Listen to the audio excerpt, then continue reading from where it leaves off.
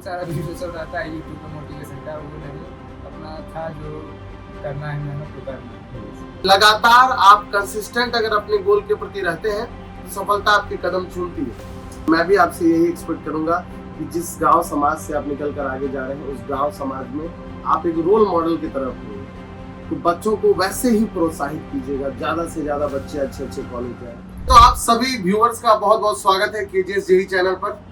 एक कहावत है कि बड़ी देर कर दी मेहरबा आते आते। बिल्कुल सही बात है कि थोड़ा देर तो हो गया है, विलंब भी सही, लेकिन इस इंटरव्यू के पीछे का सबसे बड़ा मकसद ये है कि हमारा जो बच्चा जो ऑफलाइन में पढ़ के जेईई एडवांस क्वालिफाई करता है, ऐसे कई सारे बच्चे हमारे बीच हैं, लेकिन एक बहुत खास गेस्ट आज हमारे साथ जुड़े हुए हैं जिसका नाम है मिंटू। और मिंटू अपनी कहानी बताएंगे पूरी जेईई प्रिपरेशन की, एक साल का जो प्रिपरेशन रहा केजीएस के साथ। इनका ड्रॉपर बैच में इन्होंने एडमिशन लिया था यहाँ पर, और पहला साल यहाँ हमारा ऑफलाइन का था।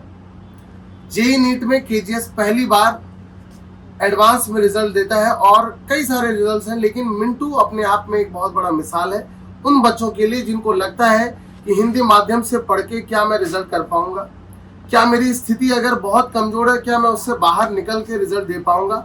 इन परिस्थितियों से लड़ने के बावजूद मिंटू ने आखिर में जेईई एडवांस क्वालिफाई किया है। और पहले तो मिंटू आपको बहुत बहुत कॉन्ग्रेचुलेशंस कि आपका जेईई एडवांस क्वालिफाई हो चुका है और अब आप एक बहुत ही शानदार कॉलेज में जाने वाले हैं। जो सपना होता है कई आंखों में, वो सपना होता है जो आप पूरा करेंगे। अब आपके माँ बाप ने भी ये सपना जरूर देखा होगा, और शायद मुझे लगता है कि वो हर लोग वो सपना देखते हैं जो इसकी तैयारी करते हैं। और गरीबी से ऊपर उठ के अच्छी जगह पढ़ना, ये अपनी गरीबी मिटाने का एक बहुत बड़ा साधन भी होता है। बढ़िया कॉलेज हो, अच्छा कॉलेज हो, लाइफ सेटल हो जाए, अच्छा पैकेज हो।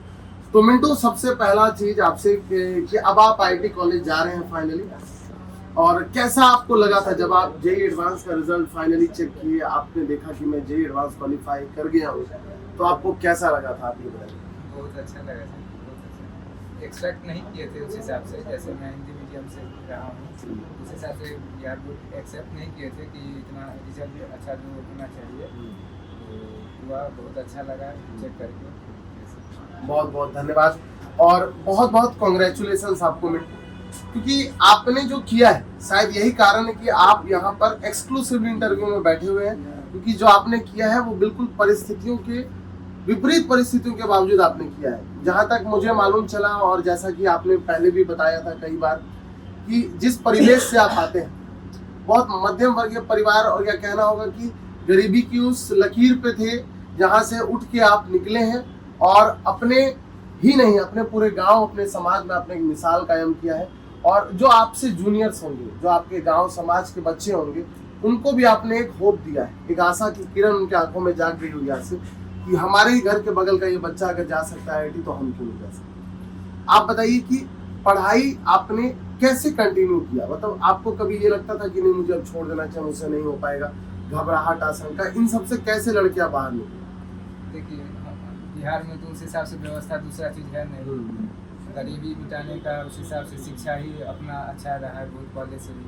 तो ये एक तरह से मजबूरी भी था और निकलना भी था आगे, इसीलिए यही एक मोटिवेशन था जो शिक्षा ही एक है जो मजबूरी करेगा और आगे बढ़ने में मदद करेगा।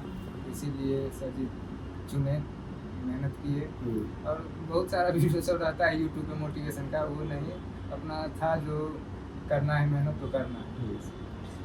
अच्छा मिंटू, एक चीज बताइए कि आपने जो केजीएस में जिस दिन इनरोलमेंट कराया था उसके पहले आपने 11वीं 12वीं कहाँ से?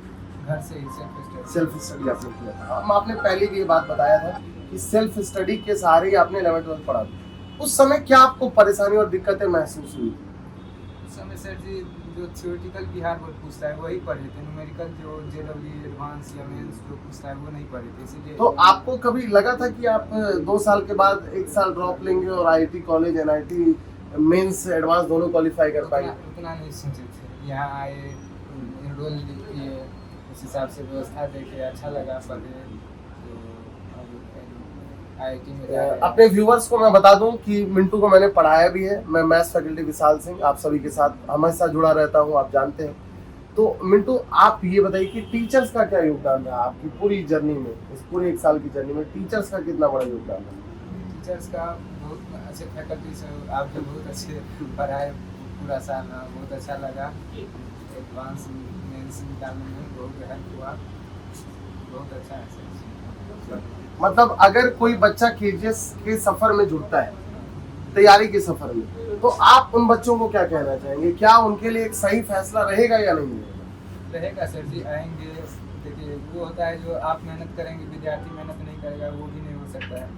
तो इस हिसाब से दोनों को चलना पड़ेगा, बिल्कुल मेहनत बिल्कुल करना पड़ेगा। सही बात।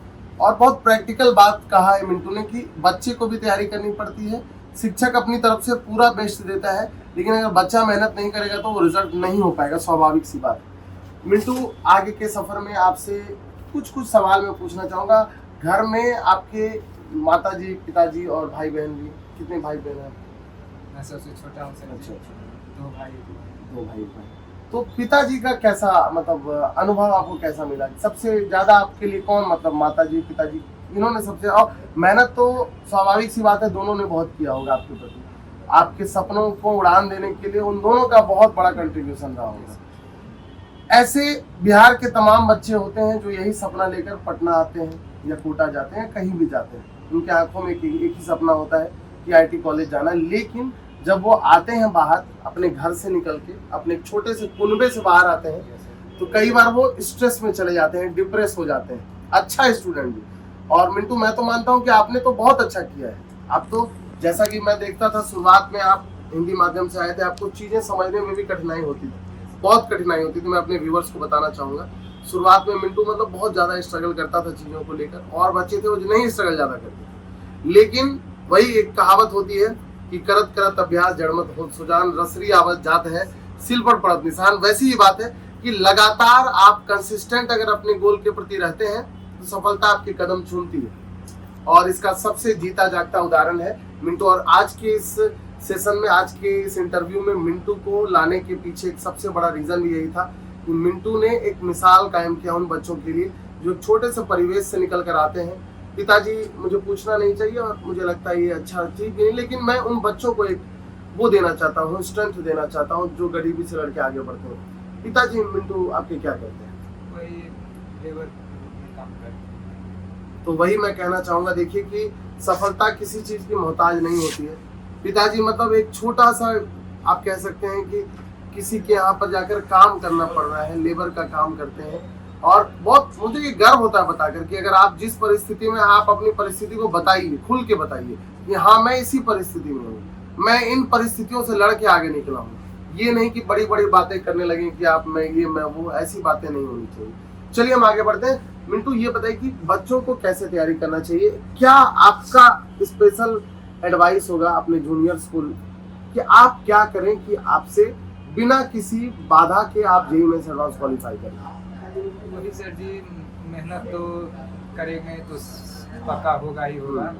तो अगर जो 11th-12th में आते हैं तो उस हिसाब से उसको मौका ज़्यादा मिलता है, तो उसमें अगर वो उस हिसाब से रगड़ते विषय को तो बहुत अच्छा रहेगा। और जो ड्रॉपर रूप में आते हैं तो थोड़ा 2 साल का विषय रहता है, 1 ही साल में कवर करना रहता है।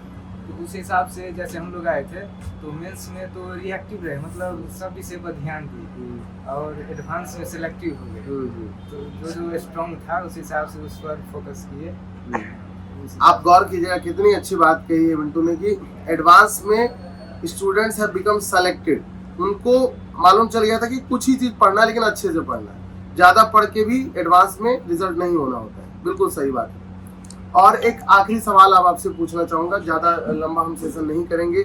एक आखिरी सवाल मैं आपसे पूछना चाहूंगा कि आप सोसाइटी के लिए आपका क्या योगदान रहेगा? कल को आप एक अच्छे इंजीनियर बनेंगे, समाज में एक बहुत अच्छे आईटीएन बनेंगे, आप अच्छे आईटी में जाएंगे, आपको एक नया एक्सपोजर मिलेगा। आप एक छोटे से गांव से, किस गांव से आप आते हैं? बर्देपुर। किस डिस्ट्रिक्ट में, किस जिला में पड़ता है? मधुबनी जिला। आप समझ सकते हैं, एक छोटे से जगह से एक बच्चा बाहर निकलेगा और पहली बार जीवन में उस जगह पर जाएगा शायद जिसके बारे में कई बच्चे सोचते हैं और नहीं पहुंच पाते हैं। आईआईटी कॉलेज में जब आप जाएंगे आपको एक बड़ा एक्सपोजर मिलेगा, बड़े बड़े प्रोफेसर्स आपको मिलेंगे, बड़े बड़े अच्छे सीनियर्स मिलेंगे, अच्छा एलुमनी नेटवर्क मिलेगा आपको। और वहां से निकलने के बाद आपका समाज के प्रति क्या योगदान रहेगा, उन बच्चों के प्रति क्या योगदान रहेगा जो हम लोग जिस मिशन में जुड़े हुए हैं, जैसे KGS भी उन बच्चों, तमाम बच्चों को कम से कम फी में शिक्षा दे रही है, आपका ऐसा कुछ योगदान समाज के प्रति रहेगा कि नहीं रहेगा, और क्या रहना चाहिए मेरे हिसाब से, ये जरूर आप बता के जाएं। मौका मिलेगा सर जी तो जरूर मदद करेंगे हम लोग, मतलब अपनी सोसाइटी को पक्का करेंगे। बिल्कुल बिल्कुल, मैं भी आपसे यही एक्सपेक्ट करूंगा कि जिस गांव समाज से आप निकल कर आगे जा रहे हैं, उस गांव समाज में आप एक रोल मॉडल की तरफ होंगे, तो बच्चों को वैसे ही प्रोत्साहित कीजिएगा, ज़्यादा से ज़्यादा बच्चे अच्छे अच्छे कॉलेज जाएं, कि जनमानस का कल्याण, यही अपने जीवन में आप याद रखिएगा। और बहुत बहुत आपको कांग्रेचुलेसन, एक छोटा सा उपहार आपके लिए, एक छोटा सा गिफ्ट है, आपको बहुत अच्छा लगेगा, बहुत प्यारा लगेगा आपको। आप ये मेरे तरफ से नहीं, ये पूरी KGS टीम की तरफ से है, तो छोटा सा गिफ्ट है, मगर आपको बहुत प्यारा लगेगा, अंदर आप देखेंगे तो आपको अच्छा लगेगा और आपके लिए बहुत बेनिफिशियल होगा। आप जरूर आप हाथ मिला सकते हैं, आपसे एक ऑफिशियल इंटरव्यू हो रहा है। बहुत बहुत धन्यवाद। और सभी व्यूवर्स को मैं ये कहना चाहूँगा कि इस वीडियो को ज़्यादा से ज़्यादा आप शेयर कीजिए और ये वीडियो उन तमाम बच्चों तक पहुँचाइए जो छोटा सा सपना लेकर, एक बड़ा सा सपना लेकर आगे बढ़ते हैं और अपने जीवन में हताश होते दिखते हैं। आप हताश मत होइए, करत करत अभ्यास जड़ मत हो सुजान, रसरी आवत जात है सिल पर पड़त निशान। धन्यवाद, बहुत बहुत धन्यवाद।